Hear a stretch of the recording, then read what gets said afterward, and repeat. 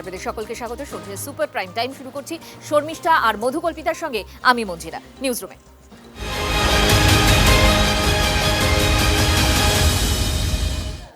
প্রথমেই যে খবরে নজর রাখবো, আস্তে আস্তে নিভিছে দেউটি। এখনকার কথা বলছি কোয়েল মল্লিক। মাত্র 3 মাস তিনি কিন্তু রাজ্যসভার সাংসদ পদে ছিলেন। 3 মাসের মধ্যেই ইমেলে তিনি তার ইস্তফাপত্র দিয়েছিলেন।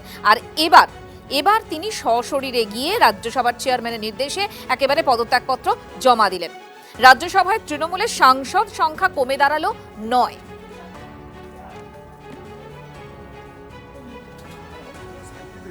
জ্যোতির্ময় কর্মকার আমাদের সঙ্গে এই মুহূর্তে সরাসরি রয়েছেন, কথা বলবো তার সঙ্গে। জ্যোতির্ময়, কোয়েল মল্লিক তিনি যে ইস্তফা দিতে চলেছেন সেটা কিন্তু জল্পনা ছিল, দিলেন সশরীরে গিয়ে। তারপর তিনি কি করলেন, ভূপেন্দ্র যাদবের সাথে গিয়ে কথা বললেন, একটা বৈঠক করলেন। তাহলে কি তিনিও শিবির বদল করতে চলেছেন? সেই জল্পনা থেকেই যাচ্ছে, তার কারণ কোয়েল মল্লিক তিনি একটি নজির স্থাপন করে চলে গেলেন। কি সেই নজির? তিনি সাংসদ হওয়ার পর একদিনের জন্য তিনি সংসদের অধিবেশনে যোগ দেওয়ার সুযোগ পেলেন না। দ্বিতীয়ত, তিনি সাংসদ হওয়ার পর পশ্চিমবঙ্গ থেকে তিনি নির্বাচিত হয়ে সাংসদ হয়েছিলেন, তিনি 1 টাকাও পশ্চিমবঙ্গের জন্য খরচ করার সুযোগ পেলেন না। কেন আমরা বলছি সুযোগ পেলেন না শব্দটা? তার কারণ যে ঘটনা প্রবাহ আমরা এই মুহূর্তে দেখতে পাচ্ছি, এই প্রত্যেকটা ঘটনা প্রবাহ যে বিজেপি স্ট্র্যাটেজির পার্ট তা এই মুহূর্তে সম্পূর্ণভাবে স্পষ্ট। বিজেপি যে বিষয়টি ইতিমধ্যেই ঠিক করেছে তা হচ্ছে যে তৃণমূল কংগ্রেসের অস্তিত্ব বাংলায় অন্তত প্রশাসনিক জনপ্রতিনিধিত্বের ক্ষেত্রে কোথাও আর আগামী দিনে থাকবে কিনা সেই বিষয়টিকে তারা ধীরে ধীরে নিশ্চিত করছেন। অন্তত কেন আমরা এই কথা বলছি, আমরা সুখেন্দু শেখর রায়, প্রকাশচিক বড়াইক, সুস্মিতা দেবের পদত্যাগের পর দেখেছি তাদেরকেই আবারও রাজ্যসভায় সাংসদ করে ফিরিয়ে আনছে বিজেপি। ইতিমধ্যেই তারা মনোনয়ন জমা দিয়ে দিয়েছেন, রাজ্যসভার নির্বাচন রয়েছে এবং কার্যত সময়ের অপেক্ষা তাদের আবার রাজ্যসভায় ফিরে আসা। মাঝে শুধুমাত্র তারা জার্সি বদল করলেন। যখন কোয়েল মল্লিক তিনি পদত্যাগ করছেন বলে গত কয়েক মাস আগে আমরা খবর করেছি, দিন কয়েক আগে আমরা খবর করেছি, সেই সময়তে তিনি পদত্যাগপত্র পাঠিয়েছিলেন ইমেলের মাধ্যমে এবং আমরা যে কথা জানিয়েছিলাম যে তার এই সংক্ষিপ্ত রাজনৈতিক জীবন এখানেই বাংলার পট পরিবর্তনের কারণে শেষ হয়ে গেল। কিন্তু আজকে যখন তিনি ভূপেন্দ্র যাদবের সঙ্গে বৈঠক করলেন তখন ইঙ্গিত স্পষ্ট যে পথে সুখেন্দু শেখর রায়, যে পথে প্রকাশচিক বড়াইক, সুস্মিতা দেবরা গিয়েছেন সেই একই পথে। তার জন্য আমাদের একটু অপেক্ষা করতে হবে। জ্যোতির্ময়, তুমি আমাদের সঙ্গে থাকো। ইতিমধ্যে কোয়েল মল্লিকের এই সিদ্ধান্তকে স্বাগত জানিয়েছেন কাকলি ঘোষ দস্তিদার, শতাব্দী রায়রা।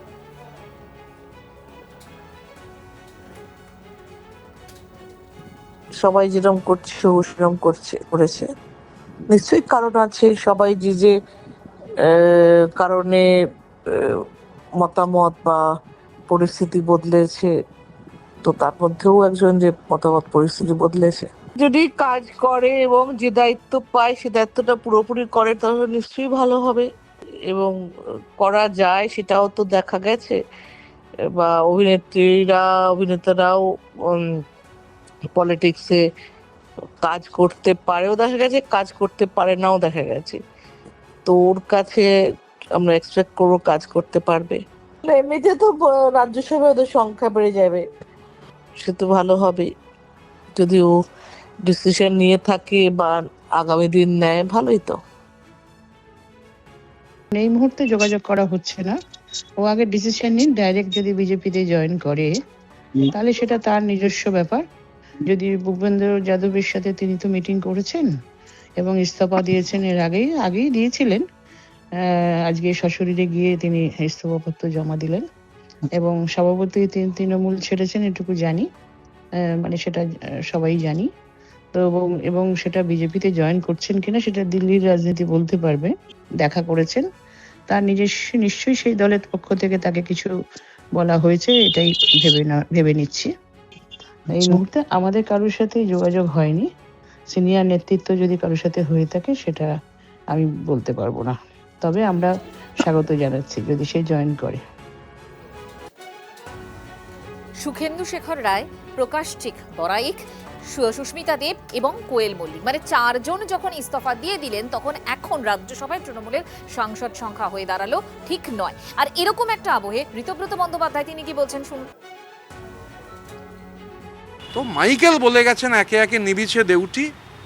এই রাজ্যসভা লোকসভা দেখার পর যে দমবন্ধকর পরিবেশ ছিল, কে কি রাজনীতি করবেন সেটা তার ব্যাপার, কিন্তু দমবন্ধকর যে পরিবেশ ছিল তা নিয়ে তো সন্দেহ নেই। স্বাভাবিকভাবে দেউটি নিভছে, দেউটি নেবারই কথা।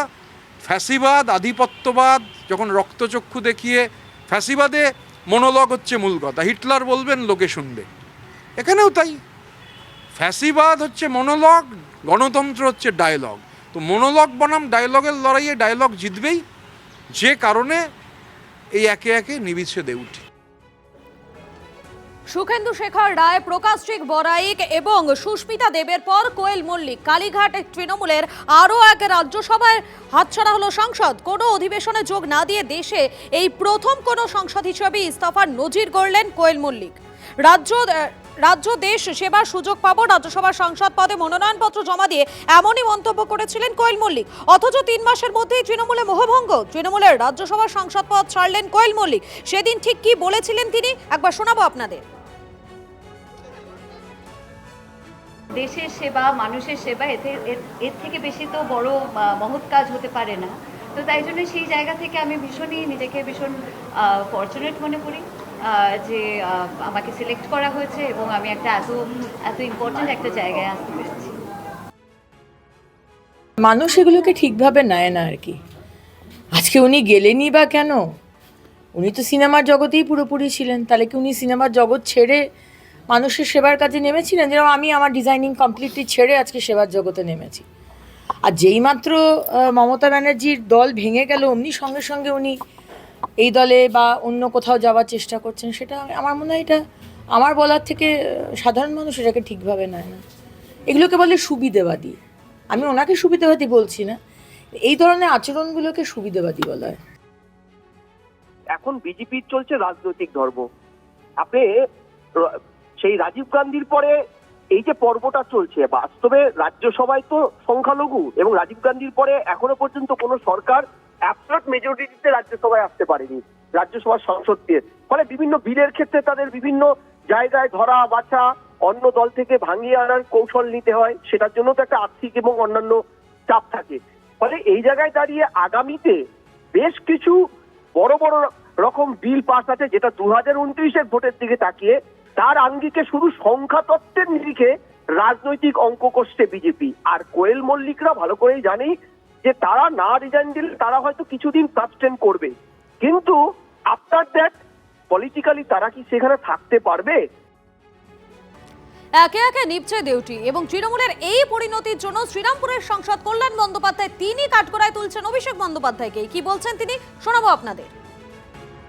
এই যে ক্যামাক স্ট্রিটে সুমিত রায়ের সঙ্গে যারা কথা বলতো, বেশি কথাবার্তা বলেছে, অর্গানাইজেশন চলার জন্য যে সমস্ত বেশি কথাবার্তা বলেছে, তাদেরকেও এখন ডেকে ডেকে পুলিশরা যে এই তোমার সঙ্গে ওই শালবনী কেসের সঙ্গে যুক্ত আছো, তুমি বেশি যদি বাড়াবাড়ি করো ঢুকিয়ে দেবো। ক্যামাক স্ট্রিটটা শেষ করে দিল আমাদের দলটাকে শেষ করে দিল ক্যামাক স্ট্রিটটা। আজকে যারা বড় বড় বক্তৃতা দিচ্ছে অভিষেকের বিরুদ্ধে বলছে, 2022-এ যখন আমি বলেছিলাম তখন তো এরাই আমার বিরোধিতা করেছে, এবং সেদিনকে মমতাদি আমার পাশে না দাঁড়িয়ে থাকলে আমাকেই হয়তো দলটা ছেড়ে চলে যেতে হতো।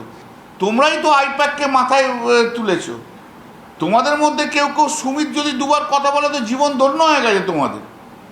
আজকে তারা অভিষেকের বিরুদ্ধে বলছে। অভিষেক তো আর যাই হোক অনুব্রত মণ্ডলকে তো গরু চুরি পাথর চুরি করতে বলেনি। অভিষেক তো আর যাই হোক ঋতুব্রত ব্যানার্জিকে করতে বলেনি। এই যে ইন্ডিভিজুয়াল যেগুলো আছে, ক্রিমিনালগুলো আছে ঢুকেছে আজকে, তাদের তো অভিষেক বলেনি, তারা নিজেরা করেছে, কারণ জানে তাদের মাথার ওপর অভিষেক ব্যানার্জি আছে, বাঁচিয়ে দেবে সব জায়গা থেকে। গতকালই তৃণমূল শিবির বদল করেন মদন মিত্র এবং বদল করে তিনি কি বলেছিলেন, ইডির থেকেও নাকি এবিকে বেশি ভয় পান। একবার শোনাই আপনাদের। আমি ভয়ে যোগাযোগ করলাম, আমার তো ইডির থেকে ভয় ছিল এবি বেশি।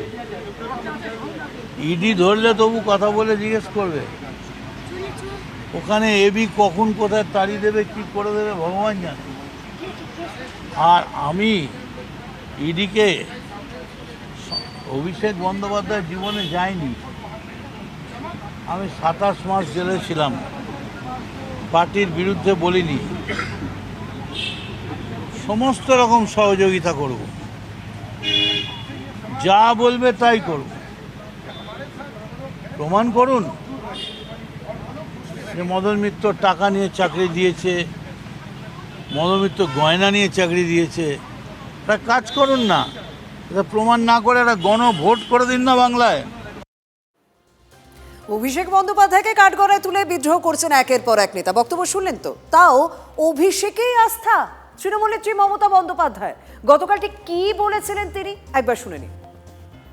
যাদের বলছেন ভয়হীন বলে পুলিশকে দেখে এজেন্সি দিয়ে ভয় দেখাচ্ছেন, তারা একটু শিক্ষা নিন। অভিষেক অনেক খারাপ আপনাদের কাছে, বাহানা হয়ে গেছে ওটা। তো অভিষেকের বউ যদি 1.5 বছরের বাচ্চাকে নিয়ে সিবিআই অফিসে যেতে পারে সাক্ষী দিতে, তাকে ডেকে পাঠানো হয়েছিল, তখন আপনাদের মনে নেই? আজকে আমি যখন ফেসবুক করছি সেদিনও ডেকে পাঠানো হয়েছে, 25টা 30টা কেস দেওয়া হয়েছে। সে তো সহ্য করছে, একটু সেটিং করে নিলে সব থেকে রিলিফ হতে পারত। তাহলে যাদের আজকে আপনারা বলছেন বাহানা দেখিয়ে যে অভিষেক হচ্ছে আপনাদের আয়না, তাই আপনারা চলে যাচ্ছেন, এটা আপনাদের বাহানা। অভিষেকের সব অন্যায় ক্ষমা হয়ে গেছে যদি আপনাদের চোখে কোনো অন্যায়ও করে থাকে। যে সে আজকে লড়ে যাচ্ছে বাঘের মতো, এরাই লড়বে, তার কারণ এরা 50 বছর আগামী দিন রাজনীতি করবে। মমতা বন্দ্যোপাধ্যায় অভিষেককে বাঘের সঙ্গে তুলনা করলেন, আর ঋতব্রত বন্দ্যোপাধ্যায় কটাক্ষ করছেন। তিনি কি বলছেন? তিনি আসলে বাঘ নয়, বোধহয় বাঘরোলের কথা তিনি বলছেন। বাঘরোল কেন? তার কারণ হচ্ছে বাঘরোলেরা পাখির বাসা থেকে ডিম খায়, বাঘ ডিম খায় না। কটাক্ষ রাজ্যের বিরোধী দলনেতা ঋতব্রত বন্দ্যোপাধ্যায়। আমার দৃঢ় ধারণা উনি গতকাল আসলে বাঘরোল বলতে চেয়েছিলেন, বাঘরোলের বদলে বাঘ বলেছেন। আমরা ছোটবেলা থেকে জানি এই যে বাঘরোলেরা পাখির বাসা থেকে ডিম খায়, ভামবিড়াল বনবিড়াল ডিম খায়, বাঘ কিন্তু ডিম খায় না। তো উনি আসলে বলতে চেয়েছিলেন বাঘরোল। আমার যা ধারণা বাঘরোলের বদলে বাঘ বলে ফেলেছেন। এই ধরনের বিভ্রান্তি হচ্ছে, এই বিভ্রান্তিগুলো কাম্য নয় আর কি। আর সবথেকে বড় কথা হচ্ছে ধরুন উনি যাকে বাঘ বলছেন, আমরা বলছি আসলে বলতে চেয়েছিলেন বাঘরোল, বলে ফেলেছেন বাঘ। তো এই বাঘরোল পার্লামেন্টে যাবে কিনা আমার জানা নেই। এই বাঘরোল পার্লামেন্টে গিয়ে টেবিল বাজিয়ে বলবে কিনা যে এত ভোটে জিতেছিলাম। তারপর এখন কি হয়েছে সবাই দেখেছেন। আর বাঘ ডিমের তোয়াক্কা করে না, বাঘরোল ডিম খায়। বাঘ ডিম খায় না, ভামবিড়াল বনবিড়াল ডিম খায়, বাঘরোল ডিম খায়, বাঘ কিন্তু ডিম খায় না। বাঘের ডিম নিয়ে কোনো টেনশন থাকে না। এখন সবাই যখন দল ছাড়ছে, হাত ছাড়ছে, তো উনি আর দোষ কি? মদন মিত্রও হাত ছেড়েছে, অনুব্রতও হাত ছেড়েছে, একেবারে সঙ্গে যারা ছিল ঘনিষ্ঠতম সবাই হাত ছেড়েছে, কোয়েল মল্লিক হাত ছেড়েছে। এবং হাত ছাড়ার পরে ভূপেন্দ্র যাদব নাকি তার সঙ্গে তাকে দেখা যাচ্ছে। ফলে এটা যে আসলে দলবদল না, আসলে যে ভোলবদল সবারই, এটা বোঝা যাচ্ছে। তবে এই যে সাংসদদের পদত্যাগ, সেটা কি কোয়েল মল্লিকে এসেই থামবে, না এরপরে আরো অনেকে লাইনে রয়েছেন? সংসদীয় রাজনীতিতে ক্রমশই দুর্বল হচ্ছে কালীঘাট তৃণমূল। পদত্যাগ করতে পারেন তৃণমূলের আরো কয়েকজন রাজ্যসভার সাংসদ। আমাদের সঙ্গে রয়েছেন সহকর্মী জ্যোতির্ময়। জ্যোতির্ময়, ছিল 13, হলো 9, হতে পারে কত তৃণমূলের? দেখো, এই সব কথা কিন্তু এখনই নিশ্চিতভাবে বলা মুশকিল। তার কারণ যে খবর আমাদের কাছে সূত্র মারফত আসছে তা হচ্ছে তৃণমূল কংগ্রেসের রাজ্যসভার দলে ভাঙন অব্যাহত থাকবে। কারণ স্ট্র্যাটেজি এক এক জায়গায় এক এক রকম। সব বিধানসভার ক্ষেত্রে আমরা দেখেছি পরিষদীয় দল ভেঙে বেরিয়ে যায় ঋতব্রত বন্দ্যোপাধ্যায়ের নেতৃত্বে। তারা নিজেদের আসল তৃণমূল কংগ্রেস হিসেবে দাবি করেছে এবং তারা আসলে বিরোধী দলের ভূমিকা পালন করবে বলে তারা দাবি করেছে, কিন্তু প্রত্যেকটা ক্ষেত্রে মমতা বন্দ্যোপাধ্যায় তৃণমূলকেই তারা মূল আক্রমণের নিশানা করছে। অপর দিক থেকে তৃণমূল কংগ্রেসের 20 জন সাংসদ যারা ভেঙে বেরিয়ে চলে গিয়েছেন, তারা এনসিপিআই নাম নিয়ে তারা লোকসভাতে কাজ করছেন। রাজ্যসভার ক্ষেত্রে কিন্তু কোনো পৃথক দল নয়, রাজ্যসভার ক্ষেত্রে এক এক করে পদত্যাগ করছেন। আপাতভাবে 3 জনের ক্ষেত্রে আমরা যেটা দেখেছি যে সেই 3 জনকে আবারও টিকিট দিয়ে বিজেপি ফিরিয়ে দিয়েছে রাজ্যসভায়, অর্থাৎ শুধুমাত্র জার্সি বদল হয়েছে। এবারে কোয়েল মল্লিকের ক্ষেত্রেও একই ঘটনা ঘটবে কিনা তা সময় বলবে, কিন্তু যে খবর আমরা পাচ্ছি যে এই সংখ্যাটা আগামী কয়েকদিনের মধ্যেই আরও অন্তত 2 থেকে 3 জন হতে পারে, অর্থাৎ মোট পদত্যাগীর সংখ্যা নতুন করে 3 থেকে 4 জন হতে পারে, কিন্তু তা কখনোই 5 জন হবে না। কারণ যদি 5 জন হয়, পঞ্চম আসনটি বিরোধীরা পাবে, অর্থাৎ এক্ষেত্রে তৃণমূল কংগ্রেস পাবে, যে পরিসর কোনোভাবেই বিজেপি তৃণমূলকে রাজ্যে একটাই কৌশল, একটাই রণনীতি, তৃণমূলের সাংসদ সংখ্যা কমাতে হবে, তাও ভীষণ অঙ্ক করে, আর ঠিক সেভাবেই বিজেপির সাংসদ সংখ্যা রাজ্যসভায় বাড়াতে হবে, সেটাও ভীষণ অঙ্ক করে। অনেক ধন্যবাদ জ্যোতির্ময়।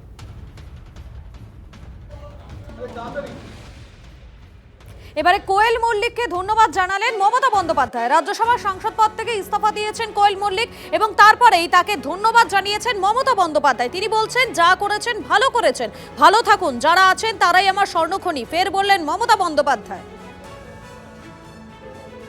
দেখলাম আর একজন এমপি, চলচ্চিত্র শিল্পী, তিনি গেছেন বিজেপির কোনো একটা নেতার সাথে মিটিং করে রিজাইন করতে। আমি আপনাদের জ্ঞাতার্থে বলি, উনি আগেই ইমেল পাঠিয়েছিলেন এবং থ্যাঙ্কস টু হার যে আজকে উনি ফিজিক্যালি জমা দিতে গেছে। যাদের যাদের যাবার আছে আরও বিজেপির চাপে, ইডির চাপে, সিবিআইয়ের চাপে, কোর্ট কেসের চাপে, তারপরে হচ্ছে ভয়ঙ্কর সিআইডি কেসের চাপে, তাদের অনুরোধ করে বলবো, প্লিজ 21শে জুলাইয়ের আগে যার যা সিদ্ধান্ত নেয়া, যারা যারা বাঁচতে চান জীবনে লোটা কম্বল নিয়ে, তারা দয়া করে যেখানে ইচ্ছে যান। বিজেপির কথা দয়া করে, আমরা যে দলটি তৈরি করেছি তাকে কলঙ্ক লিপ্ত করবেন না, তাতে আমরা একটু দুর্বল হব না। পরিবার বাঁচান, পরিবারকে তো বাঁচানোর দরকার, কারণ আপনাদের পরিবার, সম্পত্তি, লাগেজ, ব্যাগেজ, এই জন্য তো বিজেপি প্যাকেজ। আর যেখানে বিজেপি নেতারা দাঁড়িয়ে বলে নামও রাখবো না, নিশানাও রাখবো না, আরে অনেক দল অনেকবার সিম্বল চেঞ্জ করেছে, নিশানা কিন্তু থেকে গেছে। এবং যারা আজও যাচ্ছে তারা কিন্তু আমাদের সাথে গোপনে গোপনে যোগাযোগও রাখছে। তিনি হঠাৎ রাজ্যসভার সাংসদ হয়েছে, তারপর অনেকদিন নিরুদ্দেশ ছিলেন, এখন খোঁজ পেয়ে ভালো লাগলো উনিও তৃণমূল ছাড়ছেন। অর্থাৎ তৃণমূলের ছত্রছায়ায় কেউ থাকতে চাইছেন। তৃণমূল নির্মূল, যেটা নির্মূল, যা নিয়ে পশ্চিমবঙ্গের কোনো মানুষের কোনো আগ্রহ নেই, তা নিয়ে আলোচনা করে সময় নষ্ট করা, তৃণমূল শেষ। আর যারা মানে তৃণমূলের জামার বদলে অন্যরকম জামা পরছেন, তাদেরও মানুষ আবার অন্যভাবে দেখছে, কেউই খুব একটা ভালোভাবে নিচ্ছে না। এবার প্রত্যেকেরই তো অতীত জানা।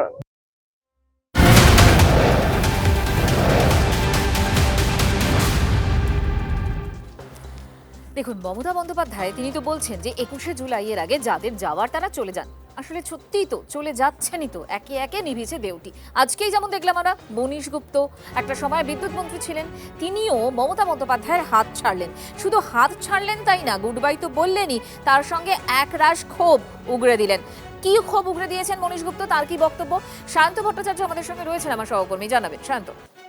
দেখো, দক্ষিণ কলকাতার চেয়ারম্যান হিসাবে মনীশ গুপ্তকে নিয়োগ করা হয় বিদ্যুৎ মন্ত্রী হিসেবে। তিনি যখন বিধানসভা নির্বাচনে হেরে যান, তারপর তাকে নিয়োগ করা হয় দক্ষিণ কলকাতার চেয়ারম্যান হিসাবে। তিনি যেটা তার যে আক্ষেপ, যে তাকে গত 5 বছর ধরে শুধু বসিয়ে রাখা হয়েছে, দলের মধ্যে কোনো কাজ করতে দেওয়া হয়নি, সাংগঠনিকভাবে কোনো কাজ করতে দেওয়া হয়নি, কোনো বিষয়ে তাকে ঢুকিয়ে তাকে বিভিন্ন বিষয়ে কোনো তার মতামত দেওয়া হয়নি, অর্থাৎ একরাশ ক্ষোভ।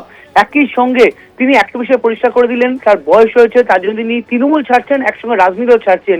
তবে শুধুমাত্র বয়স কারণ নয়, রয়েছে এই দলের তরফে তার মতামতকে গুরুত্ব না দেওয়া, তাকে কাজে না লাগানো। একই সঙ্গে একরাশ ক্ষোভ তার মনে কিন্তু জন্ম নিয়েছে, যে কারণে তিনি তৃণমূল সুপ্রিমো মমতা বন্দ্যোপাধ্যায়ের হাতে পদত্যাগপত্র পাঠাবেন আগামীকাল। এরপর তারপরই রাজনীতি থেকে সন্ন্যাস নেবেন বলে জানিয়েছেন। ধন্যবাদ শান্ত। মানে রাজনীতি ছেড়ে দিচ্ছেন না তৃণমূল ছাড়ছেন? রাজনীতি তৃণমূল তো ছেড়েই দিয়েছে 1 মাস আগে, রাজনীতি ছাড়ছে। মুখ্যমন্ত্রীর কাজ আপনার কি ঠিক লাগছে?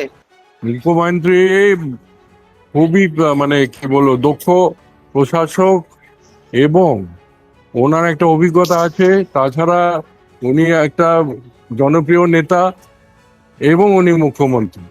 উনি যে পথ বাংলাকে দেখাচ্ছেন, এই পথ ধরে যদি বাংলা চলে তাহলে ওনার নেতৃত্বে অনেক উঁচু স্থানে আমরা পৌঁছে যাব।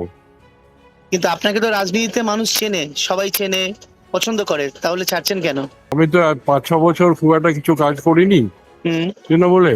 আচ্ছা ওদের সেজন্য আমাকে ইউটিলাইজ করেনি। আচ্ছা, আমি 5-6 বছর বসে আছি। মনীশ গুপ্তকে তৃণমূলের নেতা করেছে, এখন উনি আবার ছেড়ে বিজেপির কাছেও যাবেন। তাহলে 21শে জুলাই নিয়ে যা যা বলছিল তৃণমূল সেটাকে উজ্জ্বল করুক। সুশান্ত চট্টোপাধ্যায় কমিশনের রিপোর্টে কিন্তু আজ পর্যন্ত প্রকাশ করেনি 21শে জুলাই কমিশন। তারপরে আর যেন 21শে জুলাই নিয়ে কোনো কথা না বলে তৃণমূল, কোনো কথা যেন না বলে বিজেপি। মনীশ গুপ্ত তৃণমূল ছেড়ে এখন বিজেপি। একেবারে ভুলে ভরা অন্যায়ভাবে বাপ বিরোধিতা করতে করতে কোথায় নিয়ে যাওয়া যায় রাজ্যটাকে। ধরেই বা কে রাখতে বলেছিল, ছাড়তেই বা কে বললো, এগুলো নিয়ে মানুষের কোনো উৎসাহ নেই। দেখুন, দল তো ভেঙে খান খান হয়ে গেছে, দল ভেঙে টুকরো টুকরো হয়ে গেছে। দলের বর্ষিয়ার নেতারা কেউ কালীঘাটের সঙ্গে আছে, কেউ নেই। তারা রীতিমতন নিয়ম করে অভিষেক বন্দ্যোপাধ্যায়ের দিকে তোপ দাগছেন, কিন্তু তারপরে অভিষেক বন্দ্যোপাধ্যায় বোধহয় বোঝানোর চেষ্টা করছেন তিনি দলের নাম্বার 2। কেন বলছে এ কথা? সোশ্যাল মিডিয়ায় রথযাত্রার শুভেচ্ছা বার্তা দিয়েছেন অভিষেক, আর নামের নিচে জল করছে তৃণমূলের সর্বভারতীয় সাধারণ সম্পাদক ও লোকসভার দলনেতা। আপনাদেরকে সেই পোস্টার দেখাচ্ছি, এবং এই পোস্টারটা আরও একটা কারণে দেখাচ্ছি, কারণ মমতা বন্দ্যোপাধ্যায় তিনি শুভেচ্ছা বার্তা জানিয়েছেন সোশ্যাল মিডিয়ায়, কিন্তু কোনো পদের উল্লেখ করেননি।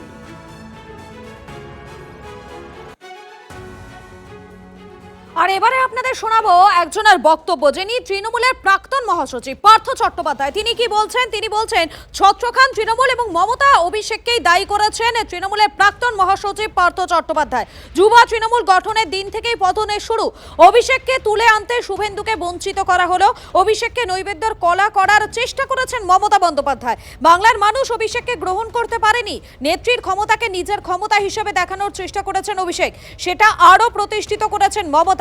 ওর মাথাটা খারাপ করেছে আইপ্যাক, মন্তব্য পার্থ চট্টোপাধ্যায়ের। চেঞ্জ আসলো দলে কবে থেকে? 2011-র প্রথম দিক থেকে আমরা জয়ী হলাম। আমার সেদিন খুব ভালো মতন মনে আছে, স্টেজের পাগড়ু নাচ চলছে, কুণাল ঘোষ অ্যানাউন্স করছে যুবা গঠন হলো। সেদিন থেকেই কিন্তু তৃণমূলের পতন যাত্রা শুরু হয়েছে। বৈজ্ঞানিক চর্চা করবার জন্য, অভিষেককে তুলে আনার জন্য, বাংলার কাছে যুবর মুখ হিসেবে প্রতিষ্ঠিত করবার জন্য যুবার তৈরি হলো, এবং শুভেন্দু অধিকারীকে যথাযোগ্য সম্মান থেকে বঞ্চিত করা হলো। প্রথম তো সেদিন থেকেই শুরু হয়েছে।